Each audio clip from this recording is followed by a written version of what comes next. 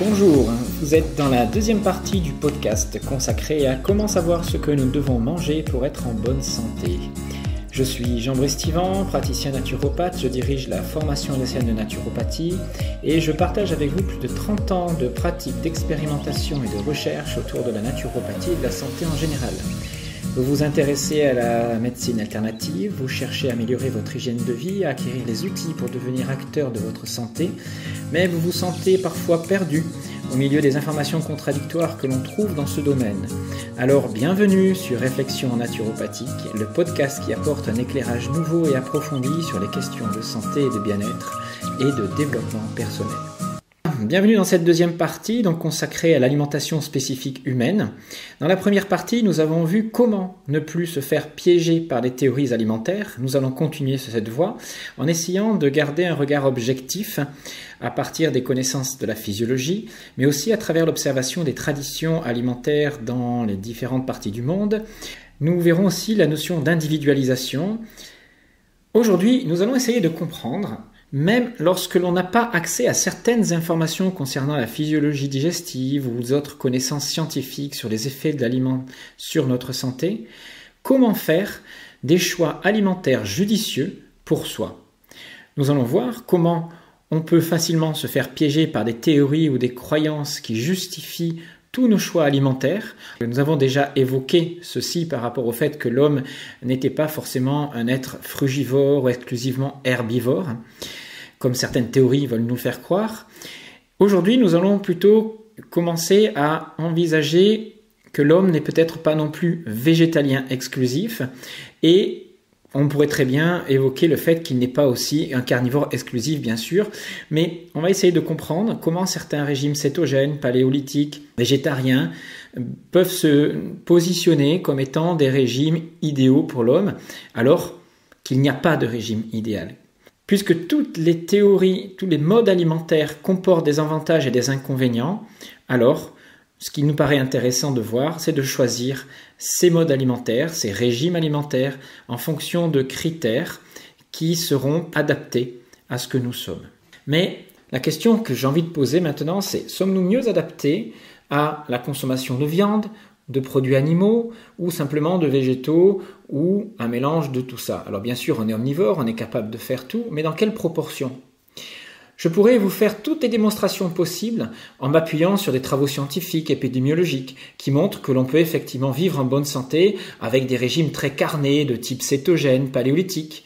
Mais je pourrais aussi vous prouver l'inverse, en m'appuyant sur d'autres théories, d'autres rapports scientifiques, tout autant étayés scientifiquement, et qui montrent que l'alimentation végétarienne est bien meilleure, et vous trouverez aussi des théories aussi convaincantes vous expliquant que le crudivorisme ou que le végétalisme sont encore les meilleures façons de s'alimenter.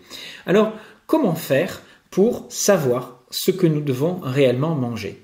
Eh bien, je m'appuie, moi, sur deux données particulières.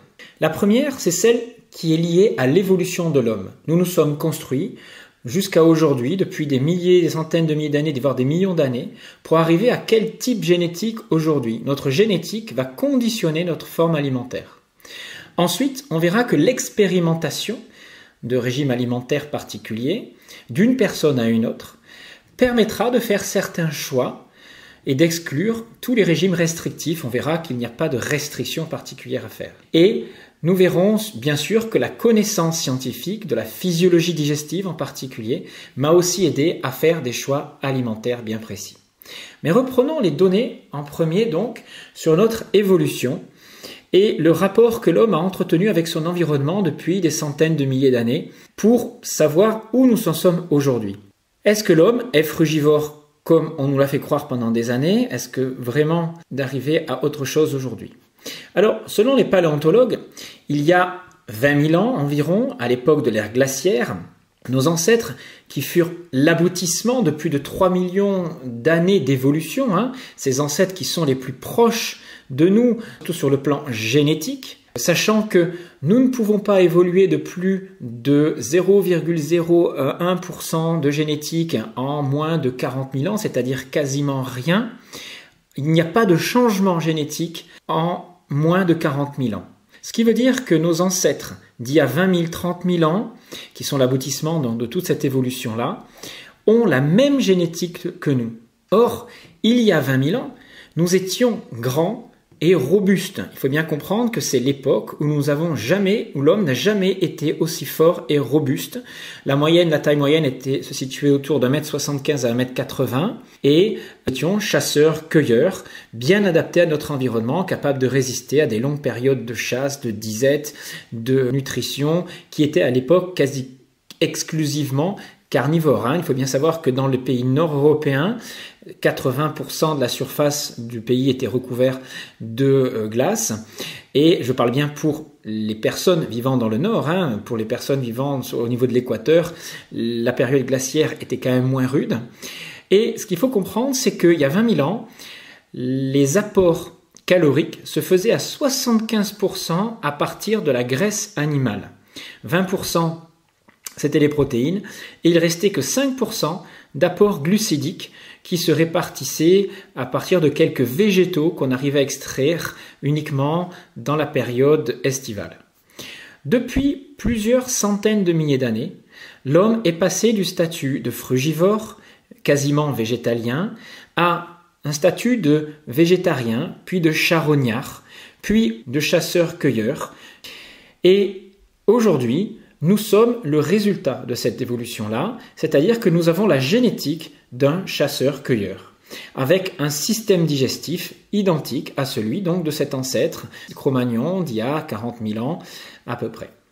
Donc nos ancêtres les plus proches génétiquement vivaient en Europe, même si nous avons quand même hérité de gènes venant de peuples du Sud, d'Afrique, d'Asie, etc. Mais c'est ce modèle d'homme robuste, idéal sur le plan de la vitalité, qui pose un problème par rapport à l'espérance de vie. Tout le monde va vous dire, oui, c'est bien beau de prendre comme référence l'homme des cavernes d'il y a 40 000 ans, mais il vivait pas plus de 40 ans en espérance de vie. Alors, effectivement, ils ne vivaient pas vieux, mais c'est pas à cause de leur alimentation. Il faut bien comprendre que leur mode de vie, c'était des conditions extrêmes de froid, ils étaient soumis à des prédateurs, des accidents mortels de chasse, etc., et une mortalité infantile importante. Par contre, si on regarde leur état de santé, même sur les personnes qui, à l'époque, arrivaient à vivre plus de 60 ans, il y en avait, bien évidemment. On a récupéré les ossements et les paléontologues ont témoigné de l'état de santé optimal de ces populations-là. C'est-à-dire que chez eux, on ne trouvait pas d'ostéoporose, on ne trouve bien sûr pas de cas de maladies métaboliques, de maladies d'obésité, de diabète, d'hypertension, etc., ou même de déminéralisation. Or, les conditions de vie de l'époque étaient extrêmement pénibles. Donc, peut-être qu'ils étaient dans une réponse alimentaire qui leur permettait de couvrir tous leurs besoins de façon très efficace. Ce n'est que après l'apparition de l'élevage et de l'agriculture, il y a moins de 10 000 ans de ça, avec l'apparition d'une alimentation beaucoup moins diversifiée, il y a eu un appauvrissement de notre alimentation, en particulier en plantes sauvages, en sources protéiques animales qui se sont raréfiées, aux dépens, bien sûr, des céréales et des légumineuses qui sont devenues prédominantes dans l'alimentation. C'est-à-dire qu'on est passé d'une base alimentaire graisse-protéines à une base alimentaire glucidique. C'est à partir de cette période-là que, pour la première fois, on a découvert une grande partie de la population qui pouvait être atteinte de maladies de civilisation, diabète, surpoids, hypertension, AVC, c'est-à-dire les premières maladies métaboliques sont apparues il y a à peu près 7-8 000 ans. Mais cela veut-il dire qu'une alimentation basée sur les produits de l'agriculture ou de l'élevage, c'est-à-dire céréales, légumineuses et des laitages, est une mauvaise alimentation pour tout le monde? On va s'apercevoir que même si elle apportait de nouveaux problèmes à une époque, sans doute liés à l'excès de glucides par rapport à une diminution des graisses et des protéines, et l'apparition d'une quantité importante de lectine et de phytates qui provoquait sans doute des carences minérales, peut-être qu'une partie de notre alimentation doit continuer à maintenir un apport glucidique, un apport végétal peut-être relativement important, mais sans doute pas aussi important qu'on le dit aujourd'hui. Alors, cette approche historique montre que même le végétal, qui joue à l'heure actuelle d'une réputation d'aliment sain, peut poser certains problèmes. Alors, j'ai eu du mal à admettre cela dans mon parcours, et pourtant, J'ai durant 30 ans expérimenté de nombreuses approches alimentaires de type plutôt végétarisme, végétalisme, crudivorisme, puis ensuite alimentation dissociée. Et puis progressivement, je suis arrivé à un régime plus paléolithique, plus cétogène, avec une base de produits animaux plus importante. Rien de tel, me direz-vous, que d'expérimenter pour savoir ce qui nous convient le mieux. Eh bien, pas toujours. Car il est facile de se faire piéger lorsque l'on est préformaté, conditionné pour croire en certaines théories, en particulier sur la nutrition. Alors au fil de mes études d'hygiéniste et de naturopathe, j'ai très vite adhéré sans retenue à des théories apparemment très sérieuses et semblant s'appuyer sur des arguments tous plus convaincants les uns que les autres. Je me lançais alors dans des expérimentations alimentaires, persuadé à chaque fois que j'avais trouvé le régime idéal. Comme beaucoup d'adeptes, je dis bien adeptes, je tombais alors dans un certain obscurantisme, refusant d'écouter les arguments contradictoires. Le problème dans tout cela, c'est que vous n'êtes plus lucide ni objectif quant à l'évolution de votre santé, qu'elle soit d'ailleurs physique ou psychologique. Vous trouvez toujours un argument pour valider votre mode alimentaire, pour le justifier. Après quelques temps de crudivorisme avec à dominante végane, je tolérais quelques œufs quand même, voici quelles étaient mes justifications face aux remarques qu'on pourrait me faire. « Oula, tu sembles avoir perdu du poids et de la force », me disait-on. Je répondais « c'est normal, c'est la détox », alors que vous êtes en train de vous dévitaliser, de perdre de la puissance musculaire au profit d'une perte de poids, favorable certes aux efforts d'endurance. Sur ce plan-là, je n'avais pas de souci particulier, mais ma puissance musculaire diminuait et ma masse musculaire diminuait aussi. Comme je faisais de plus en plus de vélo ou d'activités aérobie, d'endurance, je ne ressentais pas la baisse de forme physique, bien évidemment. Et puis on me disait « Ah, tu es un petit peu irritable, tu réagis au quart de tour. » Ah, mais je disais « C'est pas la faute du régime alimentaire, c'est lié au travail, au stress, à la vie urbaine. » Bien sûr qu'il y a des facteurs extérieurs. Mais j'étais en train, en fait, de peut-être me carencer aussi en certains micronutriments, bien que l'alimentation végétale peut tout couvrir, on est bien d'accord. Mais ça n'était pas forcément le cas et je l'avais constaté au fil du temps, pour moi du moins.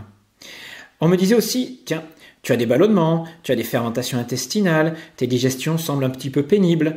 Oui, mais en fait, c'est à cause des écarts que je peux faire de temps en temps, ou j'ai trop mangé. Mais en fait, je savais très bien qu'au fond, j'avais sans doute mangé trop de quantité de fibres, de lectines, c'est-à-dire les poisons contenus dans ces fibres, dans ces légumes, qui sont relativement importantes, les phytates, et puis les glucides, qui fermentent très facilement et perturbent la digestion. Donc j'ai pu vérifier que c'était ça, puisque lorsque j'ai diminué cette part d'apport de fibres, j'ai eu une alimentation qui m'a permis d'avoir des digestions beaucoup plus agréables, avec une énergie après les repas beaucoup plus efficace. C'est-à-dire que je ne me fiais pas à mes ressentis, je me fiais à la théorie, et même si dans la réalité je ne me sentais pas très bien, du moins en forme qu'avec une alimentation différente, je justifiais ça par d'autres causes. Quand on veut croire, on trouve toujours des justifications. La clé pour vraiment trouver ce qui nous convient le mieux en matière d'hygiène de vie, en matière d'alimentation, c'est d'expérimenter, certes, mais en restant le plus objectif possible, c'est-à-dire sans chercher à défendre une idéologie. Ainsi, l'un des moyens les plus efficaces pour faire les bons choix alimentaires est d'observer rationnellement certains aspects de notre santé. Il s'agit de comparer en fait son état de forme avant un régime alimentaire particulier, après quelques mois de mise en pratique de ce régime, en tenant compte de nombreux paramètres. Par exemple, l'évolution de la tonicité musculaire, mon niveau d'endurance, de force, ma stabilité sur le plan énergétique au long d'une journée, mon niveau de fatigabilité nerveuse, mon état de tension. Les analyses de sang peuvent compléter le bilan, bien sûr, le profil lipidique, les protéines C réactives, mon niveau de glycémie. Tout ça sont des facteurs qui nous permettent de savoir si on est ou non sur la bonne voie. Mais parfois, ces analyses sont un petit peu difficiles à interpréter. De plus, les analyses font souvent référence à des normes qui ne sont qu'une moyenne, une référence scientifique qui parfois est relativement erronée. C'est le cas par exemple du cholestérol. Les taux sont beaucoup plus bas que ce dont nous devrions avoir normalement. Bon, je ne vais pas polémiquer là-dessus, on y reviendra peut-être plus tard. Donc 1, comparer son état de forme avant et après le régime. Et 2, regarder et observer surtout la qualité des digestions. Est-ce que la digestion est lente? Est-ce qu'elle entraîne de la somnolence, des ballonnements, des spasmes? Tout ça est un indicateur essentiel de la qualité de vos choix alimentaires, c'est-à-dire s'ils sont adaptés à votre puissance digestive. Mais aussi, il faut tenir compte des associations alimentaires entre elles. C'est pas tout de choisir les bons aliments. Il faut voir comment on les associe les uns par rapport aux autres. Je précise juste qu'avoir des ballonnements, des gaz, n'est pas normal pour l'homme. Il témoigne d'une insuffisance digestive, souvent associée à des fermentations qui libèrent des éléments agressifs au niveau de la muqueuse intestinale, qui sont souvent inadaptés à cette muqueuse. Alors bien sûr, notre flore, notre foie neutralise ces poisons, mais ça a quand même un petit effet négatif. Donc c'est en associant ces observations à de nombreuses théories nutritionnelles. Je ne nie pas l'intérêt de l'aspect théorique et scientifique des choses, mais on l'associe à une observation objective de ce que l'on vit. Et c'est cette association entre connaissances théoriques et pratiques que j'ai enfin pu faire des choix alimentaires adaptés à mon tempérament, c'est-à-dire à ma puissance digestive, à ce que je suis réellement dans ma génétique.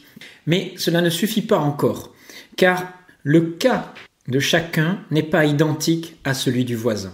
Et c'est là que la notion d'individualisation vient compléter l'approche. J'ai donc dû ouvrir mon champ de vision pour regarder aussi ce qui se passait ailleurs dans le monde. C'est-à-dire qu'il y a des théories qui vous disent il faut manger ceci, il faut manger cela, mais on s'aperçoit que dans d'autres pays, civilisations du monde, l'alimentation n'est pas du tout identique et les gens se portent très bien. Il suffit d'observer comment vivent et se nourrissent des peuplades du monde entier pour s'apercevoir par exemple que les graisses, les viandes ou même certains produits laitiers tant décriés aujourd'hui ne sont pas responsables des maladies de civilisation comme le diabète, les maladies cardiovasculaires, etc. Et elles sont même un facteur sans doute considéré comme un facteur de longévité dans certains pays. Alors j'en ai parlé précédemment avec les graisses saturées pour les Kitaviens, les produits animaux pour les Yakoutes de Sibérie ou les laitages pour les Peuls ou les Maasai en Afrique. Mais peut-être que ces peuples ont développé au fil des générations des adaptations génétiques particulières. Sans doute que nous nous sommes aussi adaptés aux ressources de notre terroir et qu'une alimentation hyper diversifiée, provenant du monde entier, transformée, rend plus difficile cette adaptation. Le problème de l'alimentation moderne, qui associe raffinage, hydrogénation, ajout de sucre, conservateurs, pesticides, etc., en l'espace de 150 ans, n'a pas permis d'adaptation pratique. Notre corps n'est pas capable de s'adapter génétiquement aussi rapidement. Mais, qui sait, peut-être survivrons-nous à cette évolution très rapide. L'homme est tellement adaptable et opportuniste que nous pourrions peut-être avoir des surprises. Mais en tout cas, dans l'immédiat, il est évident que notre mode alimentaire moderne est une grande source de maladies métaboliques qui explose à la surface de la planète en l'espace de 2 générations. Le nombre de patients atteints de diabète, d'obésité, de maladies cardiovasculaires, d'hypertension, de démence, de cancer a explosé en l'espace d'une 30aine d'années. Mais attention, le facteur alimentaire, s'il est important, n'est peut-être pas responsable à lui seul de toutes ces maladies. Le dernier point essentiel qui m'a permis de comprendre comment orienter mes choix alimentaires est donc l'individualisation. L'alimentation doit tenir compte de nombreux paramètres individuels. Nous avons tous une capacité digestive très différente, une morphologie, un tempérament différent, une activité, des besoins qui sont différents d'une personne à l'autre. Notre culture, le climat, notre génétique, tout ça fait que nos besoins alimentaires vont être très très différents. Il est évident qu'un homme de 80 kg, sportif, vivant en Suède, dans le froid tous les jours, ne devra pas s'alimenter de la même façon qu'une femme de 45 kg, sédentaire, hyper stressée, vivant dans le sud de la France. Il est bien sûr donc important d'individualiser les choses, même si sur le plan génétique, nous n'avons pas énormément de différences. Sur le plan morphologique, mode de vie, il y a quand même des différences qui doivent expliquer nos particularités et nos choix alimentaires. Aujourd'hui, après toutes ces années de réflexion autour des problématiques alimentaires, je ne prétends pas avoir trouvé la vérité, mais je pense être capable d'éviter certaines erreurs préjudiciables en tenant compte de tous ces paramètres. Je vous propose donc de regarder avec lucidité et un certain discernement vos choix alimentaires. Tenez compte de ce que vous êtes, de vos besoins, des théories scientifiques, de ce qui se passe autour de vous, dans le monde entier. Testez, expérimentez et observez-vous. Vous ferez ainsi des choix plus judicieux qui vont permettre d'améliorer votre bien-être. Nous aborderons dans le prochain numéro certaines réflexions sur des thèmes faisant polémique autour de l'alimentation. Mais avant cela, je voulais vous faire un cadeau dans le prochain podcast avec une conférence consacrée à la psychobiologie et à l'aspect psycho-émotionnel des maladies. Pour conclure, je dirais que manger, c'est la rencontre d'un aliment avec ses particularités, avec un individu et ses caractéristiques personnelles. Choisir un aliment, c'est tenir compte de tout ce que cet aliment peut apporter. Sa teneur en nutriments, sa densité nutritionnelle, son index glycémique, sa charge glycémique, son index insulinique, sa valeur biologique protéique, la teneur en acides gras essentiels, en polluants, en pesticides, sa teneur en poisons naturels comme des lectines, ce qu'il va libérer comme déchets dans l'organisme, acide urique, purine, alcaloïdes, etc., etc. Dire qu'un aliment est bon pour la santé ne veut strictement rien dire, je vous l'ai déjà dit. Donc, choisissez les aliments en tenant compte de ce que l'aliment peut vous apporter en termes nutritionnels mais aussi en termes de déchets. Regardez comment vous les associez les uns aux autres, on en reparlera aussi, et tenez compte de vos particularités individuelles. Seule la connaissance objective de soi et de la physiologie digestive, en prenant un regard qui a suffisamment de recul sur l'alimentation, vous permettra de faire des choix sans vous tromper et en évitant bien sûr certains pièges. Je ne suis pas pour maintenir le corps dans une routine alimentaire exclusive, toujours identique bien sûr. Je suis pour une variété d'expérimentation et tourner sur différents régimes alimentaires régulièrement. C'est-à-dire que il est intéressant, je pense, de vivre du crudivorisme sur une courte période, de vivre des phases de jeûne, des phases de végétalisme, mais aussi des phases de régime riche en graisse, riche en protéines à d'autres périodes. Exclure parfois tous les glucides peut être intéressant pour perdre du poids, pour perdre de l'eau, pour dégonfler, pour limiter certaines inflammations, mais pour d'autres personnes, l'apport de glucides va permettre de mieux fixer les protéines et va être intéressant sur une période donnée. Donc, je ne suis pas exclusif, je préfère maintenir une variété, une stimulation et une nouveauté régulièrement pour ne pas que mon corps soit dans une adaptation toujours facile. C'est-à-dire que le fait de maintenir le corps dans une routine alimentaire va appauvrir la flore intestinale, va limiter les sécrétions enzymatiques et la nouveauté sera toujours un choc pour lui. Donc il vaut mieux ne pas s'implanter dans des routines alimentaires trop drastiques qui feraient perdre de la capacité d'adaptation à notre organisme. Voilà, j'en suis arrivé là, mais le point le plus important est bien sûr de trouver sa structure alimentaire de base qui nous permet d'être dans une santé optimale. Et cette santé optimale, il faut bien sûr bien la définir et s'observer parfaitement. Attention, l'alimentation n'est pas un but en soi. Ceci est juste une petite mise en garde. Ne faites pas tourner toute votre vie autour de l'alimentation. Ne perdez pas de vue que l'alimentation n'est qu'un facteur de santé et non le seul et unique. Pour remettre à sa juste place l'impact de l'alimentation sur notre santé, je vous proposerai donc dans un épisode suivant d'aborder l'aspect psycho-émotionnel de la maladie au travers d'une conférence sur la psychobiogénéalogie. Nos maladies ont-elles un sens ? Vous relativiserez peut-être l'aspect alimentaire, même s'il reste l'un des piliers essentiels de notre santé. Je vous dis donc à très bientôt pour ce nouveau podcast cadeau conférence. Je vous souhaite donc une bonne réflexion et n'hésitez pas à m'encourager en mettant des étoiles et bien sûr en vous abonnant. Et retrouvez toute notre actualité sur alsacenaturo.com, stages, conférences, séjours de jeûne. Je serai heureux de vous faire découvrir de nouveaux aspects dans le domaine de l'hygiène de vie en général. Je vous souhaite une bonne semaine de réflexion et à la prochaine.